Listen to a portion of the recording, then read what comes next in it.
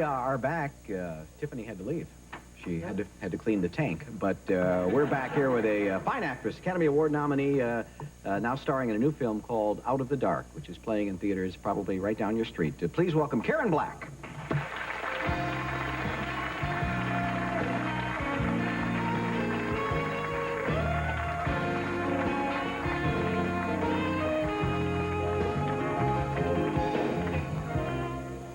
I like gloves. I've always liked gloves. I think they are. Yeah, I think they look swell. Thanks. Mm-hmm. Do they chafe or anything? Just a silly question to get started with. Do I see your name? You're very witty. I decided before I got out here I would tell you that I think you're extremely witty. Isn't he? Well, thank you. Great laughs every night when I watch So you're very nice to say that. Now, do I see your name occasionally in these ads for that you sing at places here? Oh, yes. Here? I've sung at Les Mouches in New York, and Yeah. I've sung at the Cinegrill. Now, I see you doing kind of torch stuff. I don't know. Am I wrong? Yeah, you were a little wrong. Yeah. Well, correct me then. Well, I noticed when people would sing that they would stand in front of a mic and they would sing a song, and I would hear the words, and it didn't seem to me to be the person or the real human being who would be singing that at that time. And a lot of the songs were, I long for you tonight, where are you tonight, I miss you tonight, I yearn for you tonight, I'm pregnant, you know, things like that. Yeah. And so I decided that how I could sing these songs would Yes. be if I got in a bed, in a room, with the moonlight coming in, and sang them to my missing lover. And that's what I do in my act. I get in a bed and sing. Now the audience is at tables, pretty much, here? And Why do you ask? I don't know. Tables and beds. So you're in a bed and you sing? I'm in a bed, yes. The whole act? No. You get out of bed and then where one do you of the songs is Bessie Smith. Now, in those days, in the Delta Blues, a lot of the songs, almost every song was, woke up in the morning, you were gone away. You know, Yeah. and you look under your pillow and everything, and the guy's gone. And so that works very well for that. Yeah. That's all right. And then I do a You want bar to hold room. hands during this? Would that be okay? Would that make you feel better? Would you like that? Well, it's fine for me. Are we doing it for you or for me? Well, I thought maybe it would be a shared experience, but perhaps not. You want some of my water? Well, we'll work up to that. Now, so you get out, you look for your man under the pillow, he's gone, you get out of bed, and then where do you go? In the Bessie Smith song, I put on my little outfit. I have all my clothes there, and I get dressed to go, and I find a little note in the door, and I faint, and it's very funny. And then I go and... No, I'm laughing in an amused way. I'm enjoying the story. Good. Honest, I promise you. I know it sounds a little silly to people, but it's very moving. People cry, and they laugh, and they cry a lot, and they stand up and applaud, and it's wonderful. I go to a bar room, and I sing, and I'm an old janitor, and I do people in a bar room, and then I go out and I pretend like I'm on a street, and all these people are on the street with me. And I sing street songs, and a damn good time. Very good. Thank you. What a warm audience. It is, yeah. I sing mostly in the bathroom, so that kind of act, I suppose, wouldn't really work Is for me. anybody in there with you? Not usually, no. Are you married? You have a girlfriend? You have several girlfriends?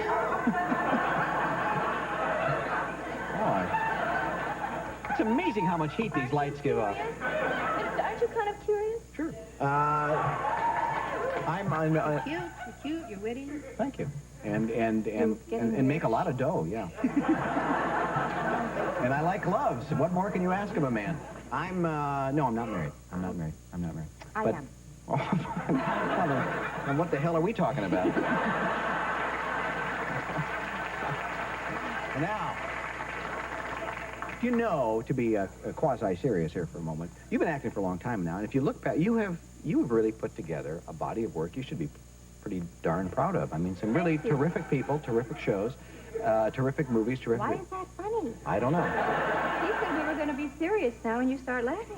Well, they're just giddy, I guess. It's sometimes we put gases into the studio just. Good idea. Yeah, we find it helps, particularly during the monologue. We do that often.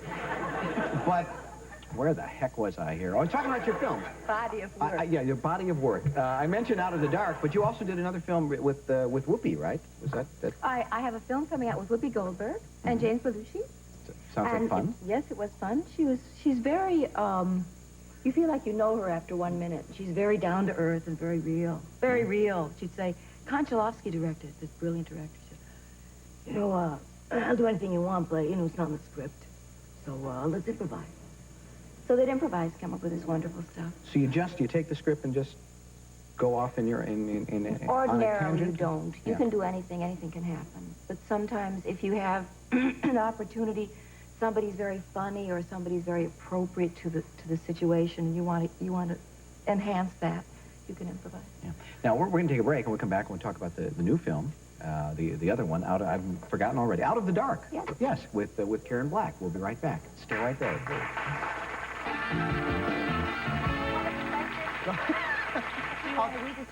Excuse me?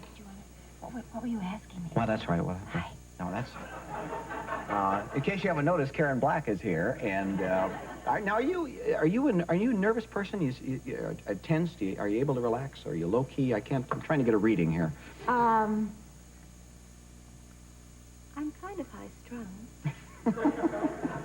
But I have found ways to relax. There's this wonderful book I'm reading called Fundamentals of Thought.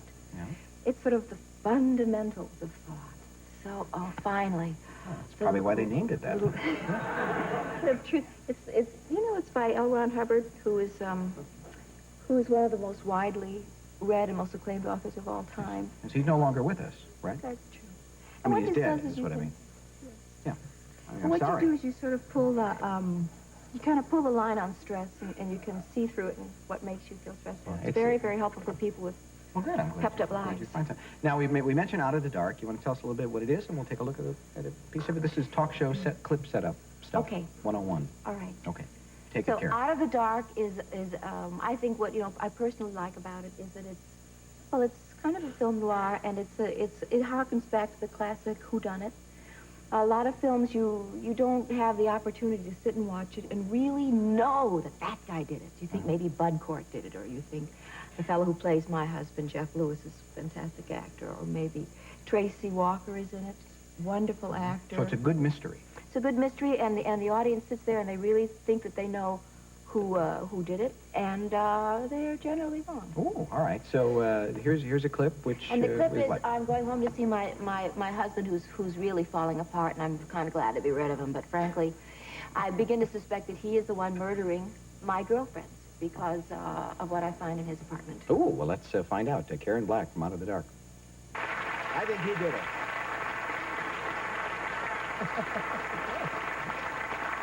I think he did it. That's my guess, but I'll go see it and then I'll find out for sure. You worked with... It's funny when you see a film clip, you don't remember. It's been so long, you don't remember what you did, and it's like really watching somebody else on the Were you screen. happy with what you saw? Yes, I liked it. Oh, good. I'm glad. I started to say that you worked with a figure I think anyone who knows anything about movies finds fascinating. That's Mr. Hitchcock. Yes, I did. Was this his last film? It was his last film. Yeah. Is he as fascinating a guy as he seems to be? He was wonderful. He was very fatherly and very flirtatious. He gave me quite a big kiss when I left, my dear, let me tell you. But not a well man at the time, or what? No, I'll get into that. Oh, okay, fine. So we used to do... It's that gas. It's the damn gas again. They keep putting into this stuff. I'm sorry. Well, we used to, a lot of film buffs know about Hitchcock, and he was a bit bored when he did a film because it was so well thought out and planned that really the cameras would almost run by themselves. So in his spare time, he'd talk to me and he'd show me his suits, and he's always playing with his clothes. And we'd do limericks, and we'd look up things in the dictionary, and we had a great jokes all the time. And one day, I was upset because he seemed to be very mad at me, and I felt like crying. So I went to find him in his room. And I said, Mr. Hitchcock, I think you're mad at me. What did I do wrong? And he said, no, my dear. No, I don't feel very well, you see. I feel very ill. You know, I've had so many operations. I don't even have a belly button. And I said, well, Mr. Hitchcock, you know, I kind of love you, but I just don't believe it. And he said, I really don't have a belly button. And he pulled it off. Is that how you get applause in this theater? Well, that's what it takes usually, yeah. He pulled all his coats and everything. And he showed me this beautiful belly with no belly button at all. Oh. Well, We were just really good friends. yeah. Well, it sounds...